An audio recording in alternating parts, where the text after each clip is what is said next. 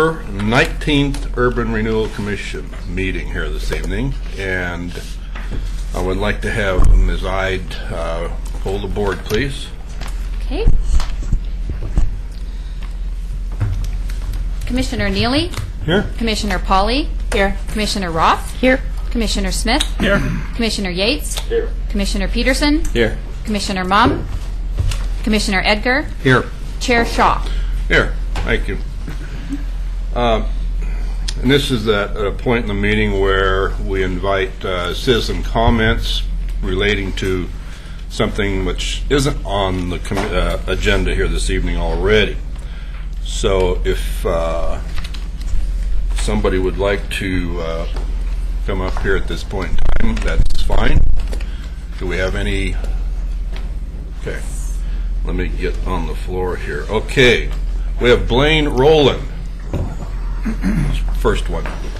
Sorry, Dave. Okay.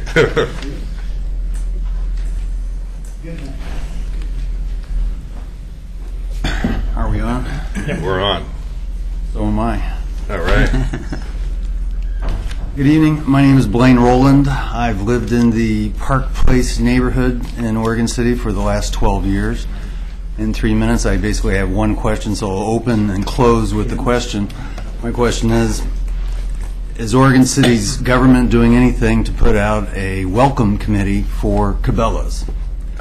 There was an article in the Oregonian last weekend about the city of Wilsonville and Tualatin have put together ad hoc committees to basically get city commissioners, planners, engineers, whoever's interested, cheerleaders to go to Cabela's and say, we'd like you to come to our city. What can we do to grease the wheels and make the process a little smoother?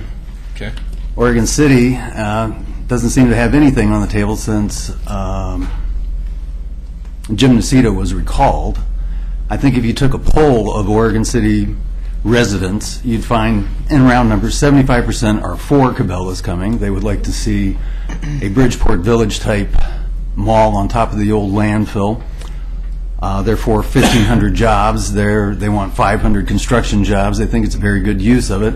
25% of citizens are against it for, well, basically it's anti-growth. There's various reasons for why they're not for it.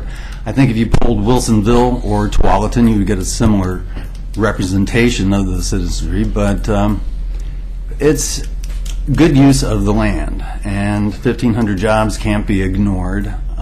If you want to see what Cabela's is all about, I really recommend everybody drive up to Lacey, Washington and take it in. Yeah. My wife is in the 25% group, and I've had 30 years of construction in residential and commercial retail. I drag her up there, we go through the store, and I say, I want you to look at this objectively.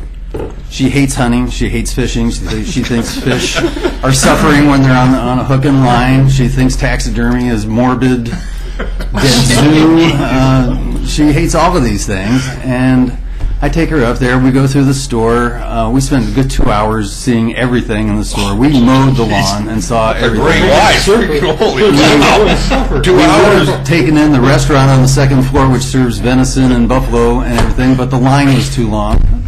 I parked on the edge of the parking lot of Cabela's, and we took our time circling our way out of it to see the outdoor boat yard, the RVs, the food carts that are there. They're independent contractors that are selling kettle corn and hot dogs and other things outside. There's a RV septic dump there. It's designed for 18-wheelers and RVs to pull through up there. They're allowed to camp at night. It was impressive.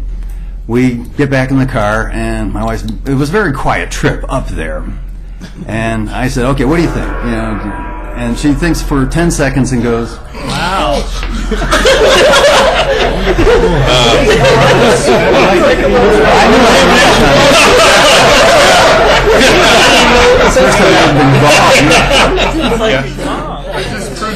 And to conclude, she said, that was the coolest store I have been in 25 years. She loved it. And then driving back south, she goes, what city would not want this in their city? The jobs, the people, the benefits, everything that went with it. deserves being pursued actively by our government. We need someone to go out there with hat in hand and a welcome mat and a cup of coffee and say, we really do want to talk to you and have you come in to our city. Okay. That's it.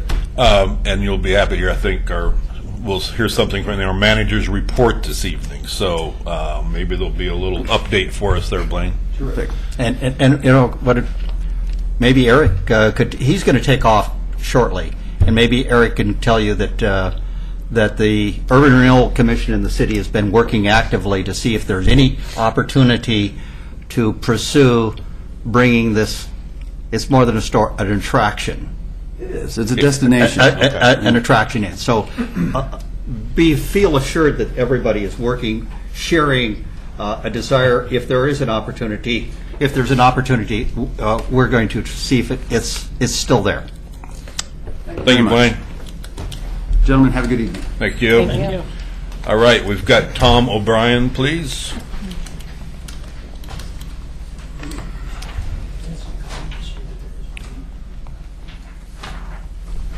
Notice the clock here is no longer functioning. Oh, no, we've got technology up here on the wall now, I Tom. can't see that. You won't have to see it. In this life, timing is everything. In my world, timing is everything. It would be extremely helpful in the future to have this clock functioning. I don't know. There's It was no- working earlier today, so I don't know what happened. I'm think just, I I'm unplugged just it. saying, you know, It will be pacing. working, Mr. O'Brien. All right, thank you. Tom O'Brien, resident of Fowler City. I would like to have something that I'm handing out to each of you, and I'm going to read it. I'd like to share a concern regarding a recent interior improvement grant, which was reported to you at your June 20th meeting. If I understand correctly, our Economic Developers Director's report, he and other staff members decided to award $60,000 to T5 Equity Partners, LLC, the owner of a property located at 712 Main Street in Oregon City. While I agree that using urban renewal, that is taxpayer money, can in some cases be a useful tool for economic development, I ask myself how our citizens, your constituents, might react should the local media make them aware that $60,000 of their money was awarded to a privately held multi-billion-dollar corporation. This $60,000 gift is indicative of a continuing trend to spend taxpayer money without adequate oversight. The decision to purchase the former McLean Clinic property, where we currently are, has led many to where we are today, with many citizens questioning how Oregon City Urban Renewal Agency operates. When I share with you what I learned about T5 Equity Partners, LLC, I hope you will agree that giving them $60,000 in public funds may not have been the smartest decision ever made. However, it does help us to have an awareness of a significant player in the real estate development market as we move forward with the former Blue Heron Mill property. I only hope that ours is not too small of an opportunity for them. 555 appears to be the type of company that we should be courting as we make an effort to develop that property. I'll let you read the rest on your own. I would encourage you to look at both of those web links. The first one is where I got the information immediately below it. If you turn to the back page of your document, you will see that their parent company, 555 Corporate Holdings, which is basically a privately owned company, has ownership and management of the largest mall in the world. They have ownership and management of the second largest mall in the world, that being Mall of America. They're presently working on and hope to have by next year a large entertainment and mall complex called American Dream out in New Jersey. These are the big players. These are the people that we ought to be having Eric go up to Edmonton and sit on their doorstep and get them excited about Oregon City. they already seemingly have a knowledge of Oregon City because they've invested in it. So let's get them on board. On the subject of courting them, rather than continually hearing reports about how much money has been given away, I would like to hear a report on how much time has been spent working with entities such as Concordia University in assisting them to locate in Oregon City. Thank you. Thank you, Tom. Do I have a gong? I muted it. We were just playing with you. All right, Dave Prideaux, please.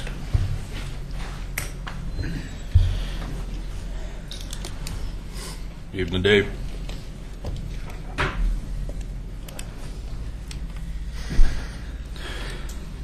Dave Prideaux, Oregon City. I just have a very simple point to make tonight. Most of you probably know that I'm one of the petitioners of ballot measure 3407, and we don't have the same views about some of the issues that the first speaker spoke to.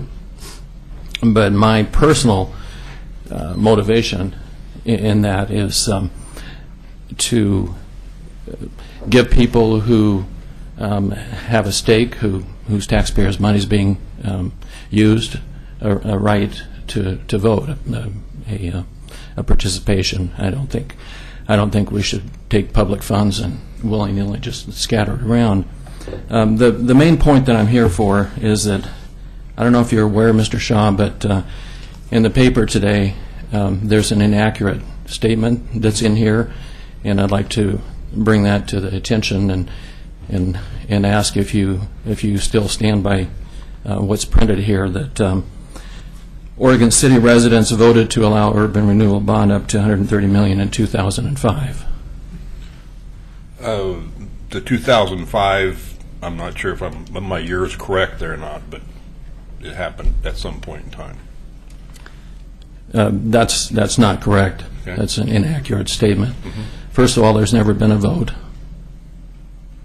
There's never been a public vote on that issue of raising that debt limit.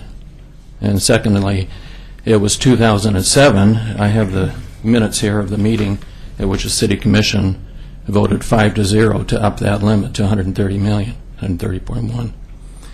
And I don't understand where you got your information or what that is, but I just want to correct the record. And it was not a public vote, and it was not in 2005.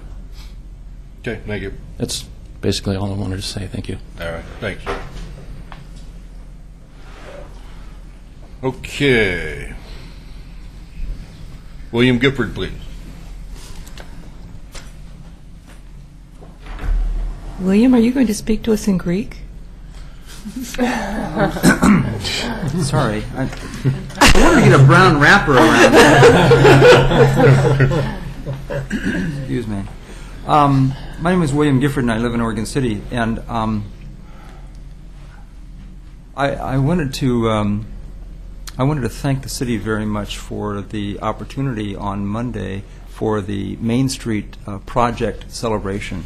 It was a very nice celebration. I thought it was well attended, and it really did punctuate, in the very true sense of the word, this flow of time that we all go through, and we celebrate things like birthdays and weddings and funerals and so on, so that our life isn't just one continuous stream. And it was important for us to take time and recognize how much hard work has gone into the Main Street, and how really, really beautiful it is. The before pictures that were there, and then we could see the after situation. It was inspirational, and I was very happy to be there and have the coffee. It was a nice celebration, and while we were down there, of course, it was pretty hard not to notice the facade improvements that were going on, and knowing that there are internal things that are going on as well that is really going to increase the value of the livability and the whole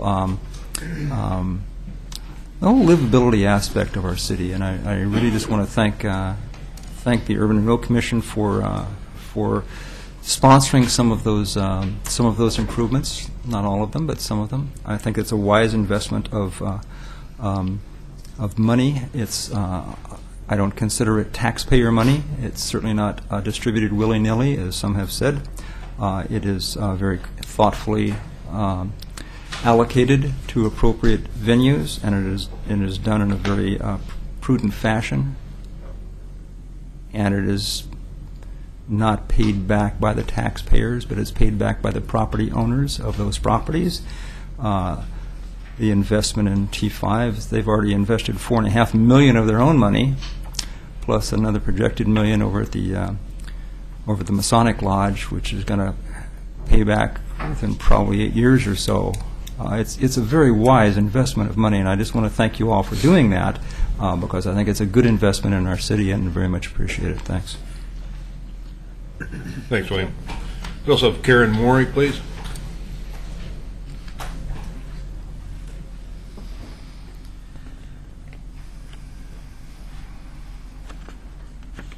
Karen Moore, I live outside the city in the urban growth boundary, and iPhones are handy little things. One of the things I notice under citizen comments, there's no chance to give input or rebut. Mr. O'Brien gave some wonderfully interesting information. Unfortunately, T5 Equity Partners, LLC, is a national, international, whatever funding company. T5 Equities, LLC, is an Oregon corporation that is investing locally and is investing a great deal of their personal funds into Main Street.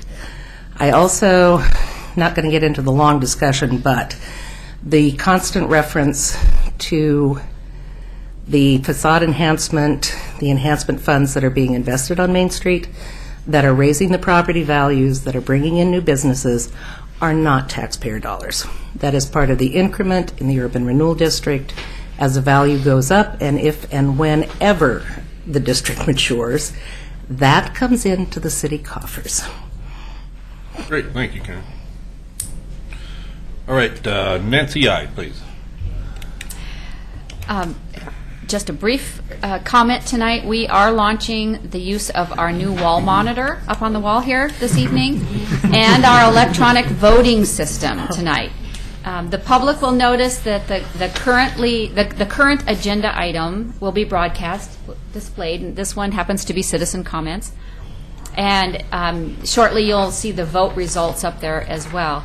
The Commission will notice the new buttons on their monitors, not quite yet, but at the appropriate time. And they're pretty self-explanatory, like yay and nay and that sort of thing. But at the appropriate time, you will make your motion, your second. The one that wants to make the motion touches it and then verbalizes the motion. And the second, the person that does the second does the same thing, touches it, and says they're seconding the motion.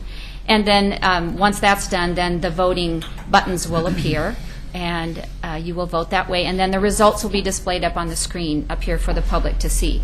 The City Commission has been doing this a little bit, so if you need some assistance, you're kind of interspersed there, so I'm sure they can help you. But I just want to let you know that we do want your feedback as well, so if this is helpful and so forth, please let me know. Thank you. Very good, thank you. Commissioner Neely, please. Two requests. One is that the timer thing be replaced by the song of the Western Meadowlark. I did mute it. The second is that the implementation of the voters thing I would like to put off to 2 years from January 1st. The implementation of what? The voter, the punch button voters. You were talking about the City Commission's experience with it. It hasn't been very positive. Well, we've been troubleshooting, and we're set. Are you asking for a timeout? All right, we are going to move on to our general business on our agenda here. That'll be item 3A, report on adaptive reuse application review from Mr. Eric Underwood, please. Thank you, Mr. Chair. Just want to say that the staff report that you have in your packet is an incorrect staff report. And I brought this up to the chair prior to the meeting.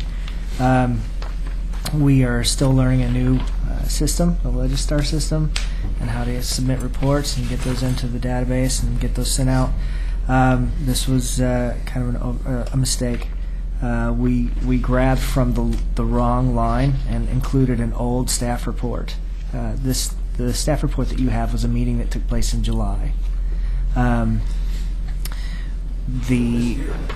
This year, yes. The staff report that I intended to put in the packet regards or deals with recommended awards for this next round of adaptive reuse applications, which we have tonight. And I don't know, have we distributed those?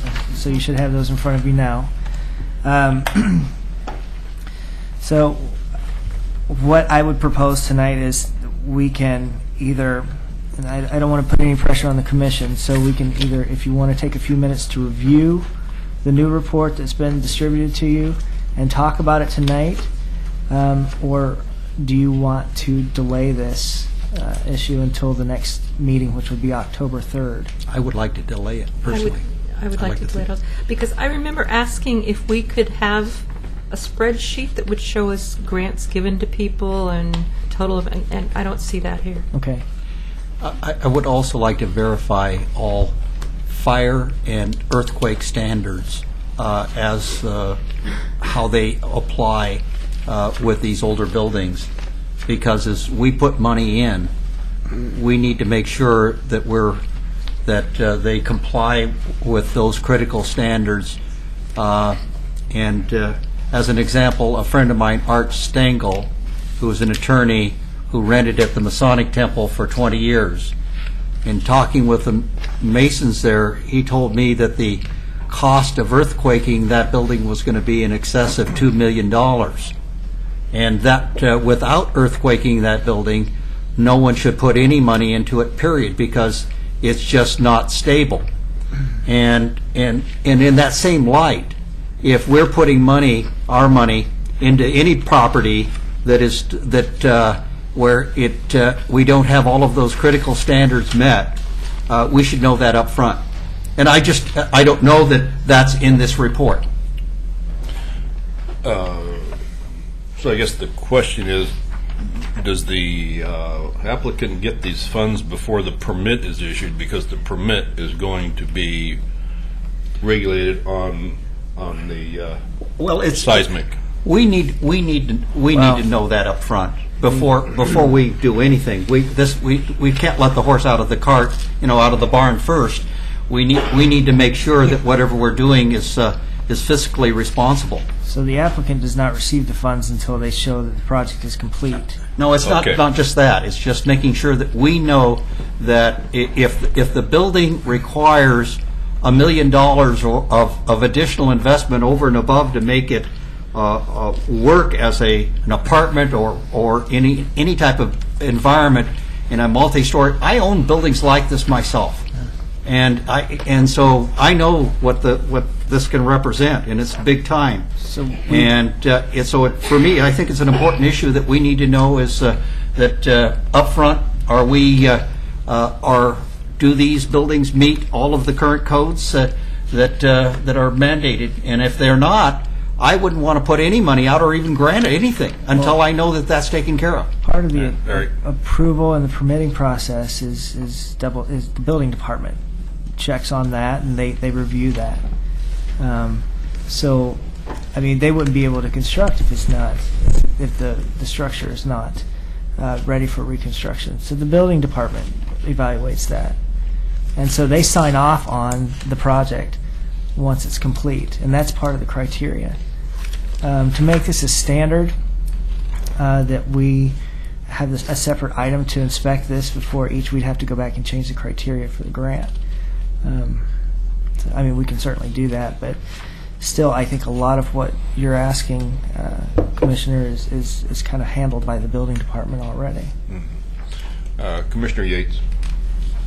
I have some personal experience in this because I own some buildings with seismic problems too. And the rule basically is, like in the Masonic Lodge, if you're not going to have a change of use significantly, they waive the rule to upgrade. And the information that I've had is they've recently relaxed the rules about upgrading as well, in terms of seismic upgrading. It is not a criteria of this program to have a seismic upgrade. I don't think many of these buildings will be having seismic upgrades that they were talking about. You may want to put such a criteria into your program, but most private investors who are making investments in these buildings, if they're not forced into it by the government, typically wouldn't do these seismic upgrades. And so in terms of an investment strategy on the part of the government, which is what you're representing here, I'm not sure if you're trying to replicate what a private investor would do, you'd care particularly. Now, if you're trying to improve health and safety standards and want to have a standard for his program that goes beyond the building code, that's an entirely different issue. Important question. I agree, it's an important question, but it's really beyond the scope of this program. And I don't think the Masonic Temple, the way I understand they're planning on doing it, is going to have any seismic upgrades at all. And my building doesn't have any seismic upgrades at all, for example, the one right across the street. Most of these buildings that are being rehabbed downtown don't, because they're not being changes of use. And if you make that criteria, most of these buildings would be excluded, is my guess. Well, I thought that some of these buildings were going to have residential in. And If they do residential, they have to probably have a change They of use. have to do the seismic if it's Yeah. residential. And, There's a different standard for that. Yes, and the building department does and that's been evaluate. alluded to as one of the justifications of some of this of these interior grants. And whether it's a fact or not, it's just to me it is an outstanding issue. And I would, whatever it is, if Phil is right, let's get it out. Let's get it so that we all understand openly, and whatever it is, it is. Sure. My fear with that is seismic upgrading is so expensive. It's going to make a lot of these little projects cost prohibitive. And so in order to make it work, we'd have to put at least a little more money in the pot for the grant if we're requiring that as a standard. Or it's not that we require it, it's whether their use in the plan that they're doing requires it. And so if they're going to residential, then it's required because that's their use. But it's not trying to invent anything. It's just literally, is it a factor or is it not a factor? And if it's not a factor, then it's just not a factor. Okay. Thanks, Paul. So we have to make a decision whether we want to postpone item 3A, please, Move to postpone? to October. And the request of the spreadsheet, is that possible? Is that something? it's possible. Yes. Okay. I've written down those questions again that I would like to see on the spreadsheet. Okay. So All right. Do we have a I second. consensus to? Did we have a motion for that? Yes. Okay. That is, we don't. Okay, We have a motion and a second. Do we have a question on it? Can the mover touch the button? Yeah. Who's moving? Who's moving? Well, that says motion, it says second. We're waiting. I second it. Hey, it works. Okay. There it goes. Oh, okay. Good Oh, job. We did Marlene's good. script. Yeah, we did it.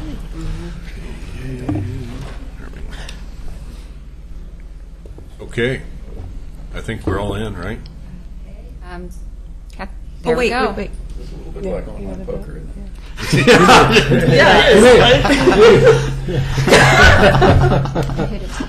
Okay. Make sure. This has been approved 8 to 1. Moved 8 to 1. We're going to move this to October 4th meeting. Is that correct? Third. October 3rd. All right. Thank you. Item 3B, train depot use update. Eric Underwood, please. Thank you. Yes, this topic refers to a surprise article that was placed in the paper today. Yeah, we already know all this. I know what we got you talking for. Yeah, so we're done with that one. He's not the only one that doesn't remember being interviewed about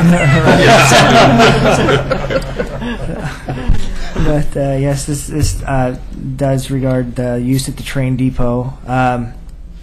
I've been working with an architect to come up with a design for demo and remodel of the interior space there, and that was the direction that the commission gave me the last time we discussed this issue. And once I hired an architect, I started the marketing for that space.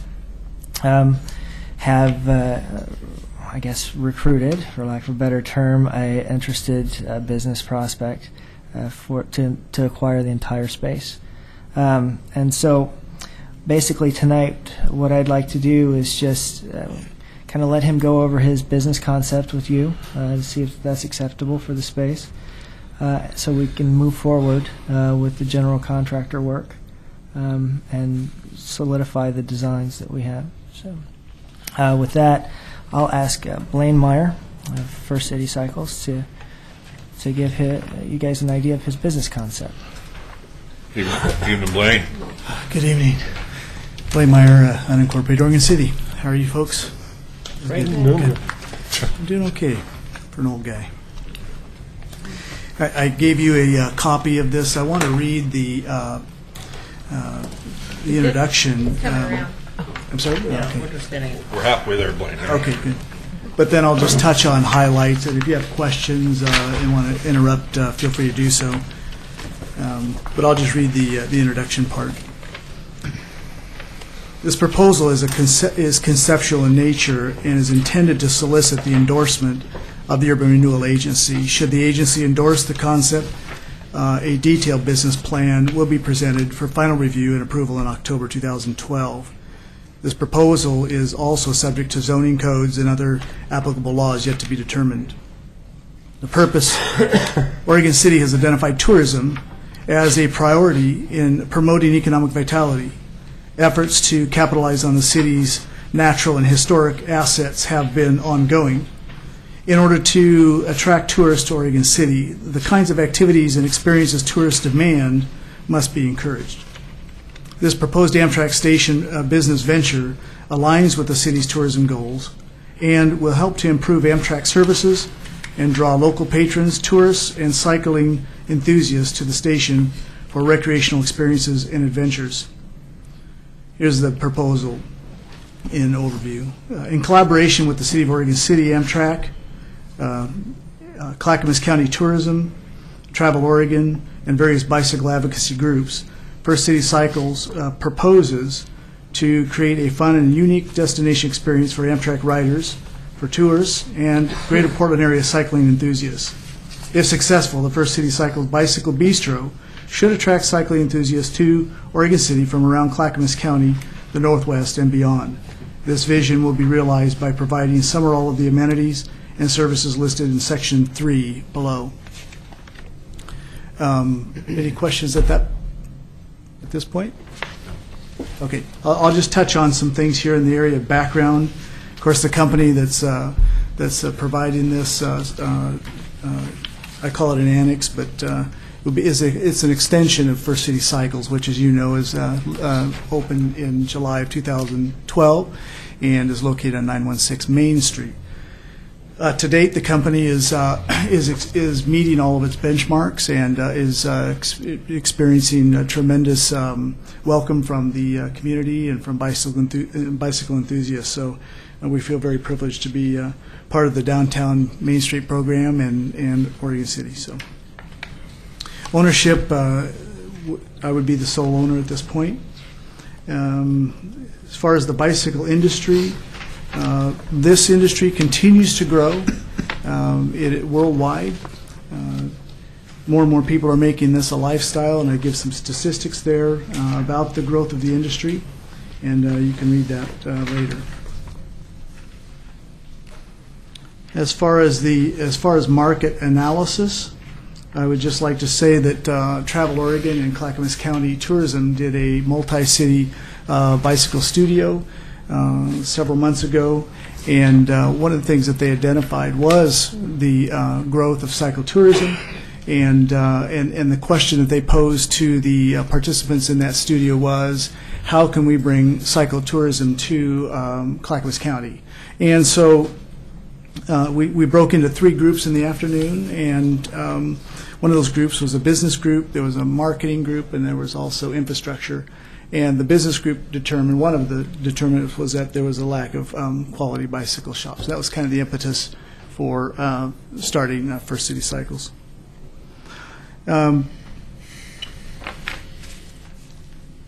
Also, another trend that's happening all around the nation are cycle cafes, and what the concept there is that they don't load up with a lot of product. They just have some representative products, but they provide a place for cyclists to gather, to plan, to share stories, and they're quite popular. Just a note at the bottom of page 4, Amtrak demand. I just have some statistics there for you to look at. Amtrak demand is actually up and growing, and it's pretty amazing when you think about a monthly pass for $65 a month. I mean, if you do the math, that's $2.14 a day. Tremendous value there. And so the opportunity to do some creative things with bicycles and to promote Amtrak ridership, those are available. On planning and implementation, basically this is actually is at a place. Let's skip that and we'll come back to that. All right, now to get into just some of the particulars, and we'll skip the proposal since that was already discussed. If you go to the middle of page 6, proposed amenities, this is where you kind of get down into the nuts and bolts of it. The north end of the facility is about, I think total is about 2,000 square feet, 1,900 square feet, and so the north end, let's just call it half, about 800 or 900 square feet there. You would have there a comfortable waiting area with informational displays for Amtrak riders, of course restrooms and community bulletin board. You'd also have the Mount Hood Territory and Oregon City tourism information. You would have a snack bar with desserts, cold sandwiches, coffee, and pedal-powered smoothies. So you'd have to get on a bicycle and earn your way to a smoothie. And the idea here is to make this a really fun destination place. Another item that we would include is a bicycle gyro where kids can sit, or adults can sit on a chair and grip a tire, a wheel, and someone spins that for you, and as you turn that, your chair will spin in one direction or another. Just kind of a fun thing, but those are just a couple of things that we would do to just add some real unique features that would make people want to come back and be a part of that. One of the things I think is really important is the featured local wine and craft brew tasting opportunities, and being able to give a showcase for local wineries are popping up all around this area, and so the ability to do that would be a feature. Mini museum, bike science, evolution to revolution. Some of the bike designs most people don't know bike history, but futuristic bike designs are just out of this world. So I think it'd be a real point of interest. Bicycle themed lounge with couches and a TV where people can gather and watch the Tour de France or the Roubaix or any other, and also small retail space for bicycle accessories and minor repairs. Let's see, and then basic forms for our group our tour packages, and also for the bike rentals.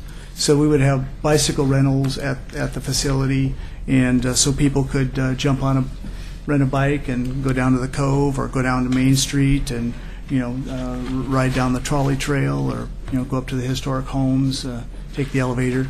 Although they're coming out with new electric bikes, I took one up Singer Hill and it was a breeze. It was great. Let's see, on the south end of the building, this is where it's in the north end. It's more open, just an open room, and we'd have the flexibility to try different configurations there. In the south end, that's more structured, more boxed off into office spaces. But that would include a map room, if you can just picture maps all over the walls where people can come, and it would be the one resource for trip planning and internet access and ride with GPS, and so they'd be able to do all of that. Also, there'd be a meeting room where people can have classes and have presentations. Office and meeting space for the Oregon City Trail Alliance. That's a new organization that's committed to working with Parks and Rec and identifying trail assets and building those out and really building the whole trail system and roads and striping for and finding funding for those things as well. Staging area. This is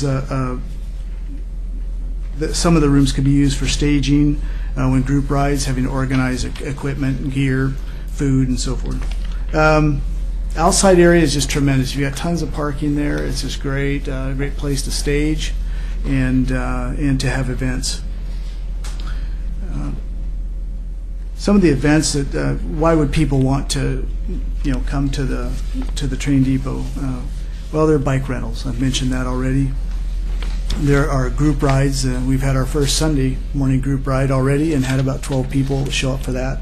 Pretty exciting. I know that will continue to grow, and we'll just add different, but we could do group rides there. And also overnight tours. We're developing several overnight tours that could be sold and staged out of that facility. Train packages. Putting your bike on the train, riding down to Eugene, and then pedaling down to the Cottage Grove and the Six Bridge covered bridge tour. Up to Seattle, and going out on the San Juan Islands and island hopping. So there are lots of exciting packages that can be put together. And then just a place to meet with other cyclists, youth education, adult education, and community events. So, the vision is that this will become a hub of activity for cycling enthusiasts, but also for tourists and also for locals. And I think that the train depot offers a very unique. It does have its challenges. It's off the beaten path, and I think there'd be some challenges in terms of getting people used to finding it, knowing where it is. But I think over time that'll be an exciting place, just a fun place for people to go and relax and enjoy a microbrew and share stories and plan their trips. So yeah, that's basically the idea. And I just have to say that although the train depot, I think, would be a really great place to do that, I think would really align with the city's tourism goals. It will happen at our at 916 Main Street if this doesn't go through. So we do plan to continue with the tours and rentals as a part of First City Cycles. So anyway, any questions? Yes. Commissioner Neely. Yeah, the question I've got, we have the waiting area for the Amtrak riders. Were the restrooms and drinking fountains, were they being in a position where they could be used by the people using the trains as well? Yes. Good. Yep. Excellent. Okay. Commissioner Roth. Blaine, I have a question about, I believe it was in Savannah we saw the beer cycles. Yes. Yeah. Are you planning on anything like that? We are. Baby steps, yes. We've been talking to the folks. There are several, manufacturers, but we're working on that as well. Okay. So, we're also working with Alta Planning out of Portland. It's a Portland-based company, and they actually have stations. They're like the airport cart. You actually have bicycles in, and you you establish an account online, and then you put your card in, and you take it out of the lock, and then you can ride it around and then drop it off. But that's something down the road. But we can do our own rentals. The one that we saw had like 12 people on it, 6 on each side. Yeah. Would that be possible here in Oregon City with the terrain? Well, actually, it's interesting as you mentioned that. One of the services that we're offering right now down at the Main Street, our store, is two things. One, we offer free parking for bicycle parking for anybody who wants to shop downtown. So we'll store people's bikes. So we're trying to advertise that. But secondly, people that don't want to put their bike on the back of their car and hassle with all of that, we'll store the bike in our facility at, like, to cover insurance, $5 a month or something like that. And then when they want to come down for a ride, on a flat area, they can give us a call half hour ahead of time, and we'll make sure everything's working and up to speed, and we'll get it ready for them. So there's lots of just tremendous flat area. Down to the Cove, across the old the 82nd Bridge into Gladstone, catch the trolley trail in downtown Gladstone, and you can go a long ways without hitting any hills. Hitting a big hill. Okay. And now with the electric assist, that's becoming more and more popular. Okay, Commissioner Yates. I think it's a great vision. I really do. It's tremendous, and if you could pull it off, it'll be great. But I have a couple of numbers type questions. Have you figured out what your expected revenues are going to be, and what kind of rents you're prepared to pay, and what kind of subsidy? It appears you're asking, other than this document, it appears you mentioned a subsidy from the Urban Renewal Commission, sort of on an ongoing basis, I guess. You read fast. I'm just kind of wondering, what kind of ranges are you thinking about in terms of? Well, that would be part of the the full business plan. This is more conceptual now, but most of the the commission's already doing some tenant improvements. But in terms of the leasee tenant improvements, those should be fairly minor. And then we have a lot of the products we already have, and the staff we already have. We're actually a little bit over on labor right now, and so it would be a great way to utilize some of that labor in other places. So in terms of financing, if there were additional costs, I would be putting forward. And then in terms of concessions from the Urban Renewal would just be probably on lease negotiation, some kind of a ramp up in order to allow us time to get established and get the marketing plan or the marketing efforts in being productive. You don't have any ranges for us yet, though, in terms of what the cost might. Eric, what have you been anticipating is going to be the rental revenue from this place in the best of all possible worlds? Well, we haven't really gotten to that point yet. That is something that I think we have decided if the commission is acceptable to this, then we would get further into that detail to see where we can meet, where we can agree on. As far as rentals, lease in that area, it's hard to find comparables for a business of this type in that area. So we would have to go probably outside of Oregon City, I would imagine, to see what other types of cycling businesses and small communities, what their lease rates are. It seems to me, as a commission, we have a decision to make on something like this. And that decision is are we a landlord trying to maximize an investment that we've made for the city and trying to get the maximum rents from it, which is one way to look at it. And the other is, do we want to subsidize a use for a use that has some sort of arguable public benefit that this kind of thing might have? It seems to me that's a threshold question that I haven't heard addressed or discussed. And it's kind of an important one. I can tell you, it ought to go just $12 to $20 a foot is probably what it's going to be. So you're talking $2,000 to $3,000 or $4,000 a month is what you ought to get for that space down there, 2,000 feet. And I can tell you the best guarantee you can have for success in a business as a forgiving landlord, because I happen to have one at the cafe over there, and if I'd have had a landlord at that cafe who demanded the rent every month, I wouldn't be in business right now. So I subsidized that cafe for quite a while before it got popular. This idea, as good as it sounds, I don't see any revenue here. I really don't. More than what you're going to get in your business where it is. So where's the incremental revenue? I don't think it's going to come from coffee drinks. And I don't think it's going to come from cold sandwiches. You don't make any money on a museum. We know that in this town. So I don't see where the money's coming from, and unless we're prepared to give this building away without a subsidy, without really asking for any rent, then I don't think we should pursue this path. Now, if we decide to do that, then we can pursue this path and a lot of others, but then it seems to me you really open up his marketing opportunities tremendously if you say free rent, right? Completely different kind of analysis than if you say $4,000 a month. Well, there's also the issue of nurturing small business in Oregon City. Well, that's what I said. And and creating that environment.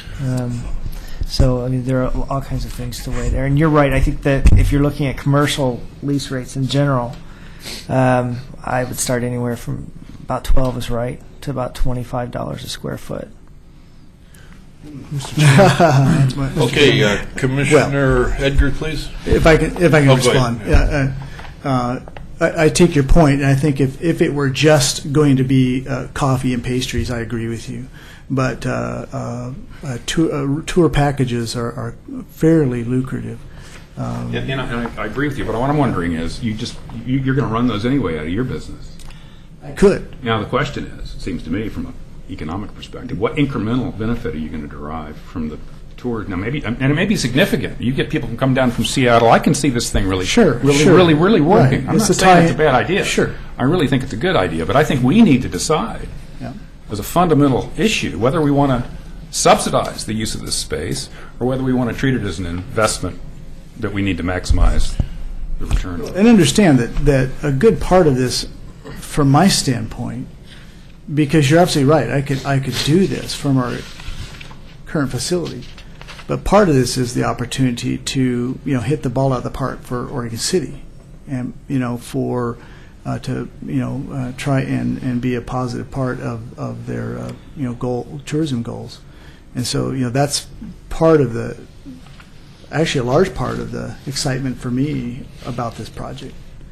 As far as revenue, the group rides, the rentals, and just the enthusiasm of drawing people. Plus, we'll have accessories and bicycles there to sell as well. So, I'm not worried about the revenue part. And as far as Eric and I had a conversation about lease and trying to find that right mix. Most landlords give some kind of concession on the first 2, 3, 4 up to 6 months of free rent to allow someone to get new business to get established. They'll also typically allow graduated payments to where on a 3 or 5 year lease they're heavier in the end and lighter in the beginning. So those kinds of things can be worked out. And if there was a case where there were let's say they said the commission says, well, we're going to give you 6 months at no rent to get and then we hit our targets within the first 2 months. There could be a review process where we say, look, if we're hitting such and such target, then we roll that back. So this isn't an attempt to take advantage of the commission. It's just a way to, or the Urban Renewal District is just a way to make sure that we, in partnership together, make this work. So. Blaine. Commissioner Edgar, please. Well, first of all, Blaine, thank you very much.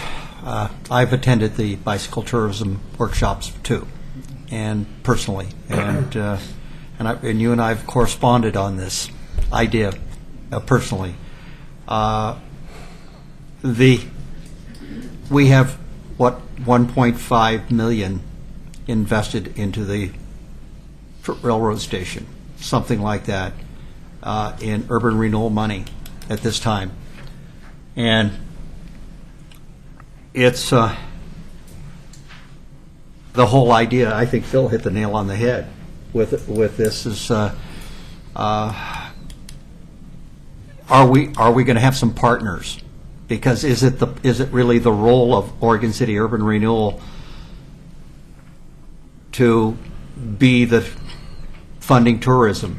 Or funding these things, and are there other people?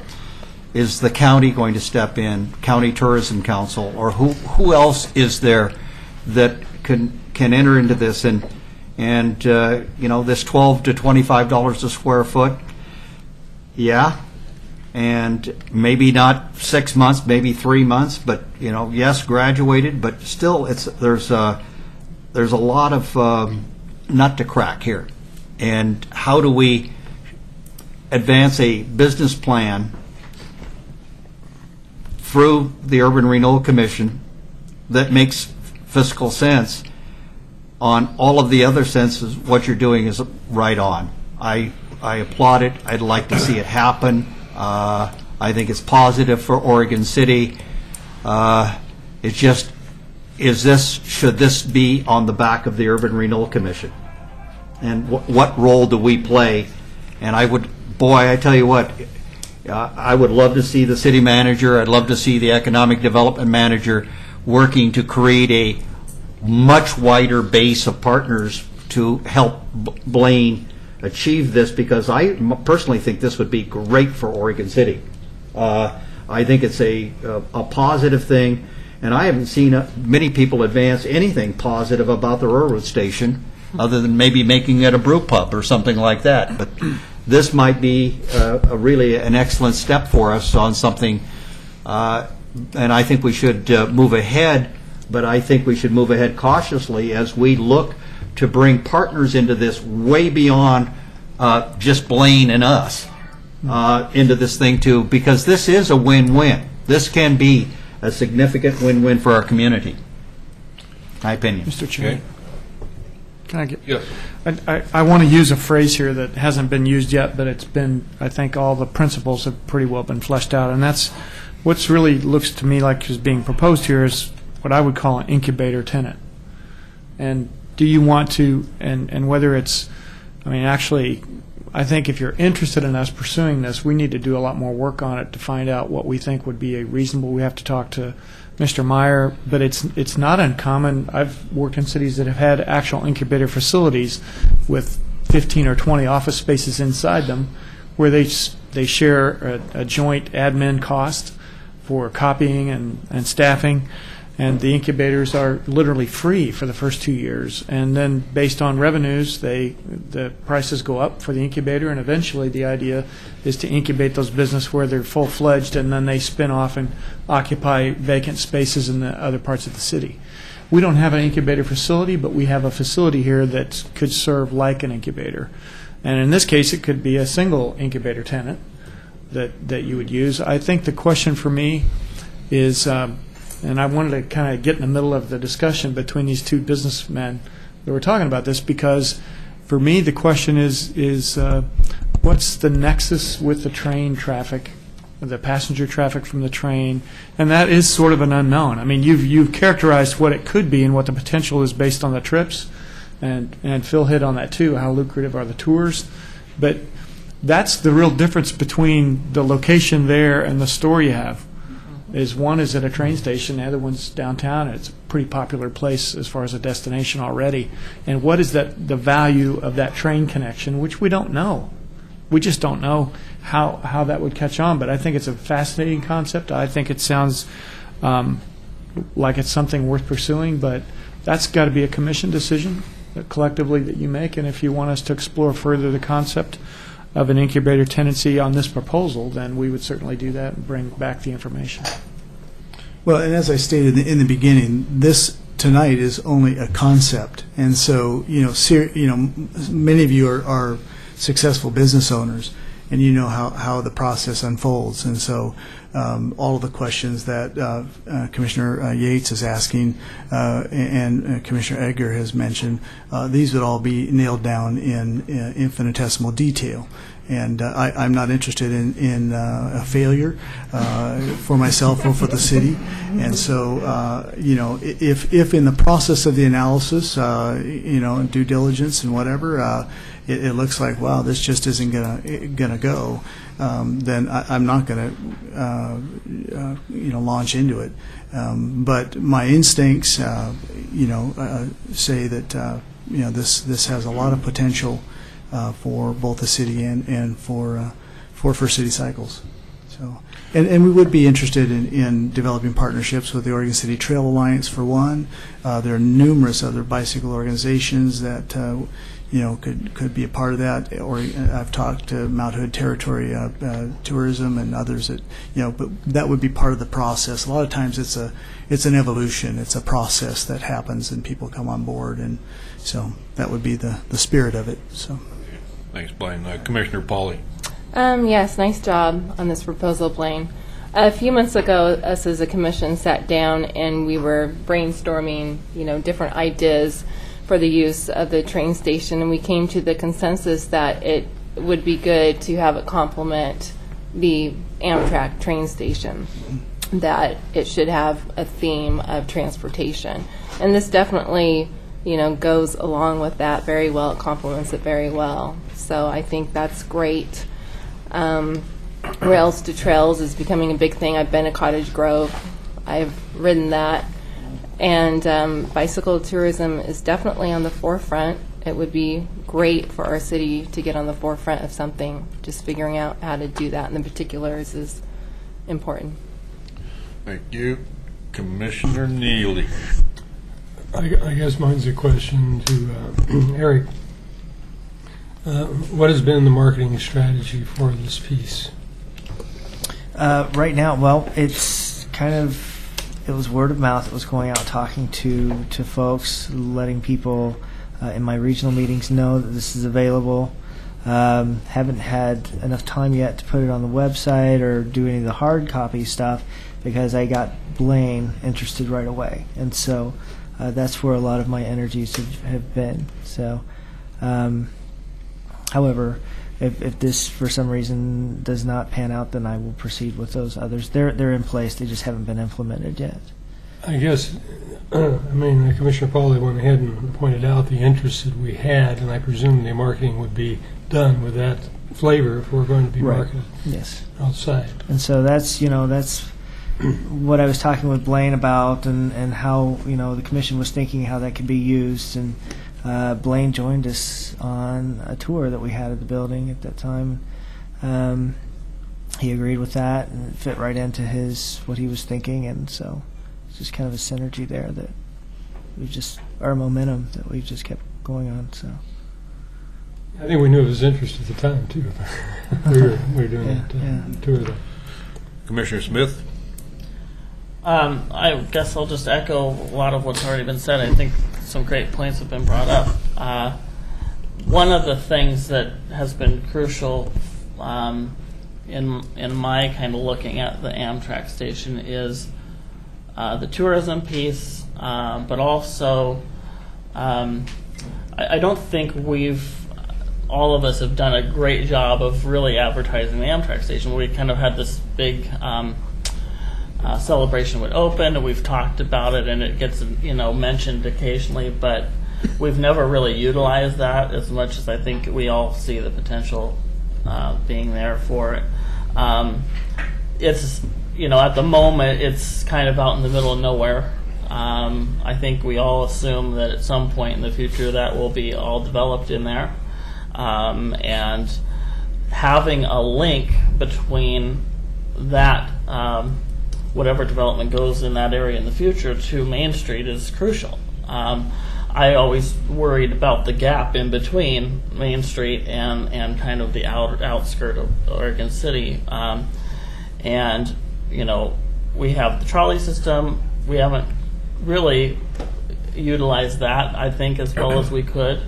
So I think that, creating a link not just to Main Street to the Amtrak station, but from the Amtrak station to the interpretive center. We have people not utilizing the Amtrak station as much as they want, because once they get there, there's really nowhere to go. And not only is there nowhere to go, there's no information there telling them where to go or how to get to the other place. And in all of the meetings, as you've mentioned, we've been talking about bicycles, and so I don't can't even imagine a better use or a better type of use for this station. It will serve more purposes than just a business. It's an Amtrak station that's completely non-manned. I mean, tourists get off there, they don't know anything about what's going on in the city. You will have people there at any kind of a business that's there, but if they have an opportunity to then get there, go kind of tour around the city, I think it opens a lot of possibilities. It's incredible. I think it's exciting, and I kind of am excited about the possibility of something like this happening, even if it's not exactly this scenario. But this type of use is what we need, something that kind of brings all these pieces together. Thank you. Okay, we got also Commissioner Roth. Yeah, I think this is really exciting too, Blaine. And you know, if I can learn to stay on a bicycle rather than fall, if you can give me a three-wheeler, Training wheels. Yes, training wheels. But I have two concerns. One is the back. You've got financial plan, and it has urban renewal concessions. Does that mean that we give concessions to you, or does that mean concession? I'm confused by that term. Primarily lease concessions. Okay. Yeah. Okay. As the landlord. You know, Okay. those are pretty typical. And then second, given the petition that's on the ballot in November, aren't we looking at a timeline constraint with this proposal? Explain that. What do you Well, you wouldn't be asking for an urban renewal grant. No. Okay, so then that wouldn't be affected by that. Yeah. Okay, thanks. All right, Commissioner Peterson. Yeah, so I just want to kind of echo some of the things that Commissioner Yates said. And it's just, I think right now we're just needing to just give Blaine a direction on whether or not we want to have him move forward with putting together a business plan so we actually have something solid to look at, because we don't know what kind of concessions you're going to ask for until you know what concessions need to fit with your business model. So the question would be, do we move forward, give Blaine direction to go produce that business plan, kind of in good faith that we're open to considering a not fully financial only consideration of whether we move forward with him. In other words, do we look at quantitative and qualitative aspects of what his use is? So do we want to, in good faith, that we're open to that idea, let him move forward with a business plan? And then the other question, do we want to, at the same time, start marketing it so we have other options in front of us? Or do we want to start marketing it and delay Blaine? So there's a few questions. I think Blaine just wants to know, is there good faith from the commission that you're open to this idea enough for me to start moving forward and start business planning so that I can put something in front of you? I'm putting kind of words in your mouth, but I mean, is that you want to know if, in good faith, and you start working on your... Yeah, I think there's probably a discussion that the commission needs to have amongst themselves. One, that whether or not we're going to, endorse this concept solely, or are we going to market? I wouldn't feel real excited about putting together a plan, and my time's right now is pretty maxed out. But putting together a plan that then, so you get my drift. So I think that would probably be the first decision to make, and then I would, if you decide to go with this concept, then I would put the plan together and present it to you, and we can modify that, to your liking. And does that make sense? Yeah. Yeah. Commissioner Edgar. Well, part of this is this. I hear our city manager talking about it, the ability to create, incubate businesses, and this would be one that I'd like to see incubated. But it's this cash flow. We've got 1.5 million tied up. Whatever the square feet is, it's kind of like trying to figure out how do we become responsible to all of. I went to a Clackamas County school conference last night where I was invited by the superintendent, and it's about being good stewards. And they are an investor into Oregon City Urban Renewal. They put in significant amount of money that we're supposed to be good stewards of, and give them a return on their investment. And Clackamas Community College, and so there's a lot of people. Fire department. So it comes back somewhere along the line. We, unless we have somebody that comes along and helps crack this nut to make it put all the justification together, I want to see some of this business plan. It's like if we had a brewery connected to it or something that's going to really bring in some big cash, Widmer Brothers or somebody. I already talked to them. Good.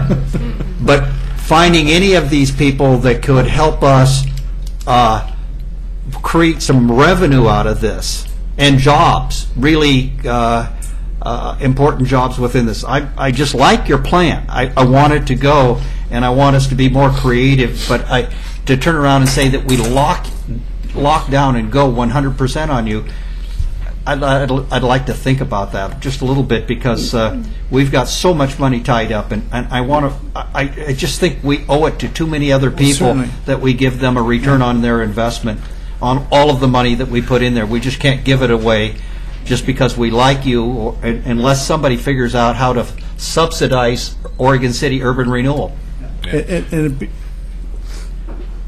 Yeah, I felt you were adding things in that maybe I didn't mean, or maybe I didn't say it right.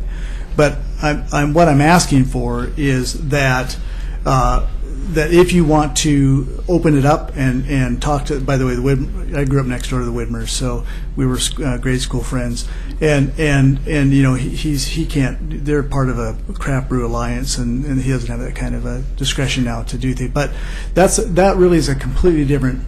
You're talking about a 1,900 square foot train depot, and now you're talking about building a brewery. You know, that's a completely different type of project. But I'm not asking you to commit to First City Cycles.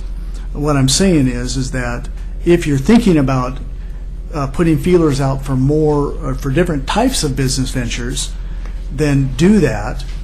You know, and then when you have 10 or 12 that you're looking at, and you say, we really like the First City Cycles plan. We think that really fits with our values and our goals, and we think we can generate, the business plan indicates the kind of revenue that can be generated from that, and you say, let's commit. So, you know, that's what I'm looking for. All right, Commissioner Neely? A couple of things. First of all, obviously we've been talking to some partners, and that's one of the things I like to see. My recommendation would be, we just received this, of course, and we actually have a focused study session on this particular issue, and also perhaps rather than market it as a potential retail place or something, to look for requests for proposals, so we have perhaps more than one thing to look at in the process. And I need to think we have to have a focused study session on this whole issue. And a workshop. Yeah. Okay, Commissioner Yates. I really do like this idea. I'd really like to see you do it. I think that you need to find a partner, and I think you probably ought to find the county tourism department as a partner. It seems to me you need a grant to match whatever subsidy we give you. I think if you could pull that off, you'd get the support of this group. I personally would encourage you to go down that path for the next 30 days rather than have Eric market it. And if you can't come up with a grant from somebody in the next 30 days, and I agree with the mayor, I think we ought to have an RFP, and I like this idea that what did you call it? The incubator idea. Terrific idea. I've thought about doing it myself in my building.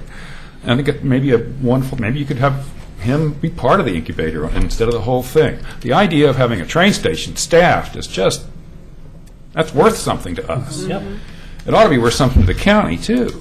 There ought to be other people willing to throw in, because this is a good idea, it really is. Yes. So my recommendation would be to go down the path with Eric on this business plan, beef it up, because when it comes to me, if you don't have a financial statement that shows that you can pay the rent, Yes. You know, and can pay for the espresso machine and the tables and the refrigerators and these computers and all this. I mean, it doesn't seem to pencil to me without some subsidies. So I think you need some subsidies, and I think you could probably pull it off. And what I would suggest you do is go and try to find some sort of match thing, because they're a lot easier to get if you can say, I'm going to have 3 people subsidize it rather than 1. So that's my suggestion. Fair enough. Okay. Mr. Chairman? Yes. If the rest of the commission has a similar thought to that was just shared, it would be helpful to us, I think, to know, because we'd like to calculate, if he's going to pursue a match from the county, we need to be able to estimate what the value is of what we're potentially would That's put. kind of what I started. Yeah, and I don't want to be out there pretending we have the authority to potentially do that if the commission isn't all of similar mind that we do that. So I think we can calculate that value and make it look as rosy as possible and try to help with that, pursue that next partner. But I want to make sure the rest of the commission feels the same way. Okay, we've got 2 more here, David, and then we'll get to that. Sure. Commissioner Roth. One thing I think that we need to talk about is, you talking Tom O'Brien, I'll remember what I was going to say. Isn't getting old fun? We'll get back to Commissioner Roth. She was worried about how she was going to ride this bike. It's all those falls. Without 3 wheels. All right, well, but Tom O'Brien, please come Chin up. looks better, though. Yeah, chin's better.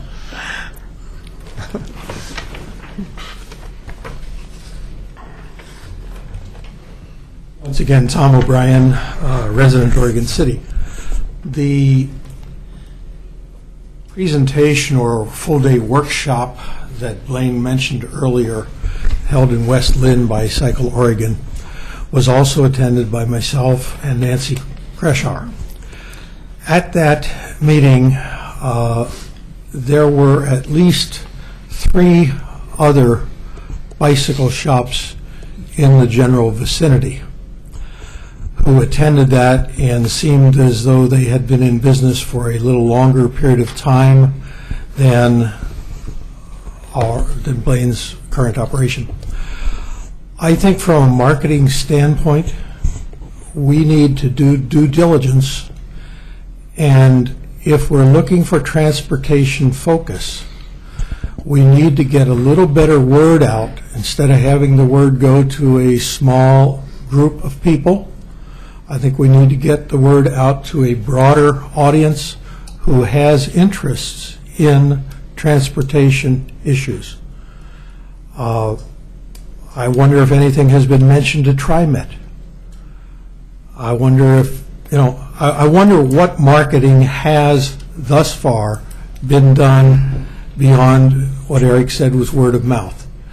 You can only accomplish so much with word of mouth because Eric didn't talk to me. I didn't hear it from him.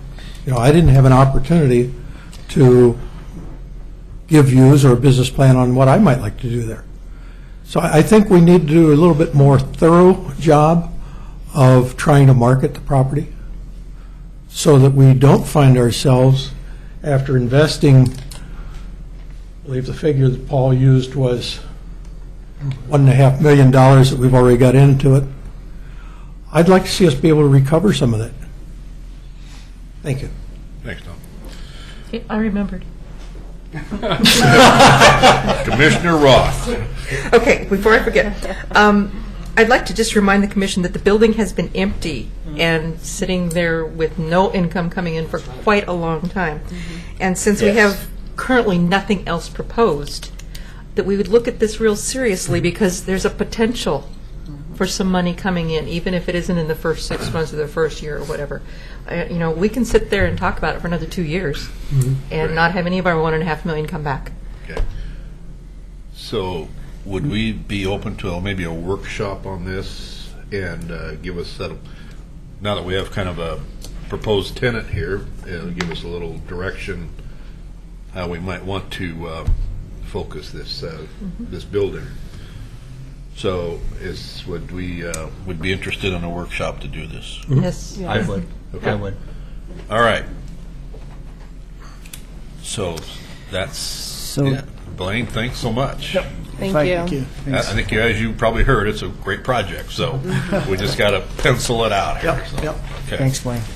Yeah. So, Mr. Chair, if I could get Yes. some clarification on that. This workshop would focus on Blaine's business concept, or would it would be after an RFP is done where we have various proposals in front of us? I think it should be on Blaine's concept. I think Well, so we- too. you And know, that might be an outcome of the workshop, Okay. of our study session or work session, or whatever you want to call it. Yeah, 'cause, Okay. well, we have a tenant, a proposed tenant Right, here. and that- Regardless of the use, we have a proposed tenant in front of us. Right, right. Now, And whether so- how it pencils out, we don't know that yet. Now, let me also just qualify that that's the reason that I have stopped the marketing, because one, the building has been vacant for so long, and we did have a viable business on the hook. So, to me, it's really not operating in good faith when you're as staff committed to working with a viable business, trying to recruit them, and they say, "Oh yeah, but I'm trying to bring these guys in too." And a lot of times that doesn't work. Okay. So, given that, we talked a lot about marketing tonight. Should I be doing parallel marketing for the business as well, and up until the workshop, or are we not doing that? I'd say not. I'd say up until the workshop, we, concentrate on this, and then if nothing comes from the workshop, Okay. Yeah, I Can think we get that's. the county tourism people at the workshop maybe and trying that? Boy, that would be great. Yeah, we could certainly try to Yeah. do that. Yeah. And as far as the design is concerned and moving ahead with the general contractor, my Well- intention is just to go ahead and move ahead with that general contractor, because the design is kind of a generic, Well, that's any business design. That was my concern, Eric, is that we do not, that it does stay generic because, obviously, if we're talking about a little incubator project here, maybe Blaine takes this to another site because it outgrows the facility. And we Yeah. got to make sure whatever tenant improvements we do there, we're not tearing out again in Right. a year. Exactly. And so So that- I it's think got that's to be been our somewhat intention from the generic beginning. and amicable to maybe another business, though, so, okay? Okay. And Should we? Yeah. one more point of clarification. We were talking about the incubator idea. To me, with the amount of staff that we have in economic development, having a single incubator tenant for an entire space is the ideal situation. Because if you have more than that, you're going to have your management, you're going to have staffing to manage that Okay. process of in and out. And so, Well, I just think keep that's that in going to mind. be talked at the workshop, too, Okay. that maybe incubator is one of the words we're going to use here, so. Can I just suggest that we hold off on spending the 30 grand until we get a little further down the road? There's no hurry, in my opinion. We can always do it later. We can I don't carry think over. it gains us anything, and things could change. Who knows? Yeah. If Okay. it was my money, I wouldn't spend it until I needed to. Right. Yeah. I agree with that. We can certainly do that. Okay, so we're going to set up a workshop. I think that's the consensus here. No motion, anything like that. We have a consensus for a workshop for this project. Okay, thanks. Let's move to the consent agenda. Item 4A, we need a motion to accept the minutes of August 15th. So moved. Excuse me, it's a consent for all the items. Very good. Okay, let's take for August 15th, July 18th, August 1st of a motion. Second. And touch your buttons. Oh, Kathy got in they there. already did. Jeez. Okay. All right. Kathy Roth is the mover. Okay. Oh, no, that's her. Yeah.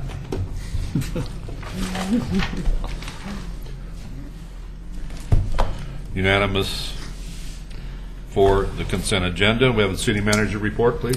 Thank you. Mr. Chair, you asked me to talk about Cabela's a Yes. little bit, so I can tell you what I know, and but I don't have a lot of information. We have been in communication with them, I've emailed some of their executives directly. I also know that Mr. Underwood has been in touch with them. I think they're pretty much communicating now only through their real estate division, and that's whom Eric has been corresponding with. Information we have is still that there have been no final decisions made. But there is an ongoing effort on our part to connect them with developers that would be interested in the site. Also, the information that we've had, it's almost unfortunate the gentleman that raised the question isn't still here, but I think it was 2 years ago that Mayor Neely and I met with them initially, and then we've had a number of meetings since then. In the last 6 or 7 months, it's been pretty quiet from them. But there has been recent discussions between Eric and their real estate representative, and we're going to continue to pursue those. And when we have more information, we'll report back. Thank you. Can I add something to that? At that very same time, there were rumors about it when we had our meeting with Cabela representatives.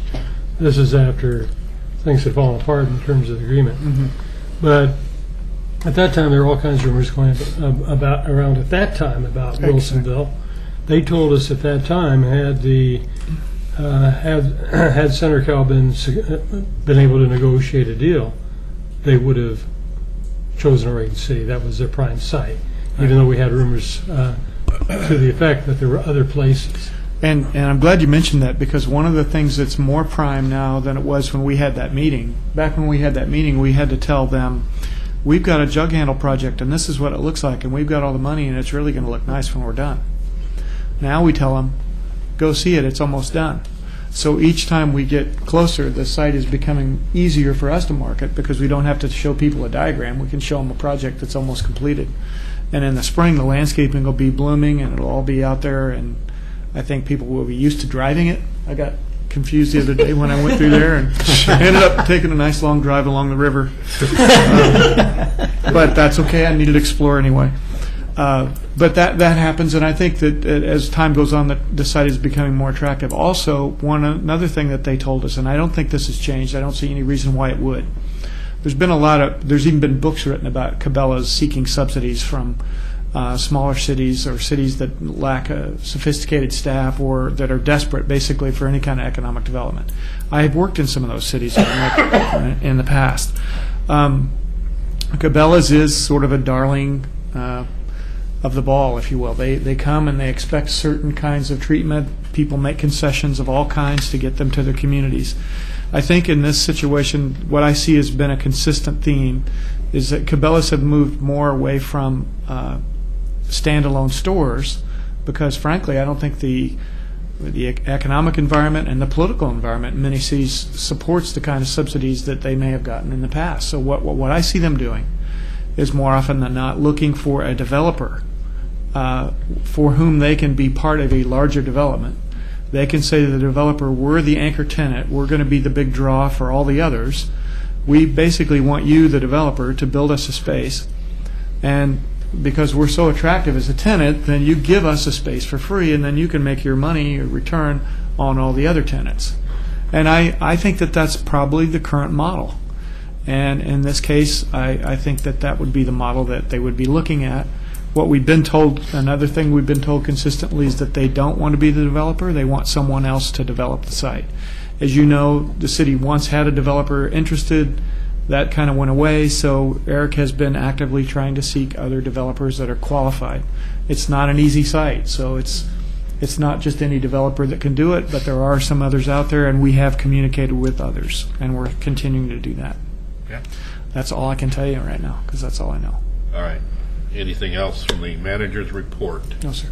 Thank you. Future agenda items? Hearing none. Let's adjourn.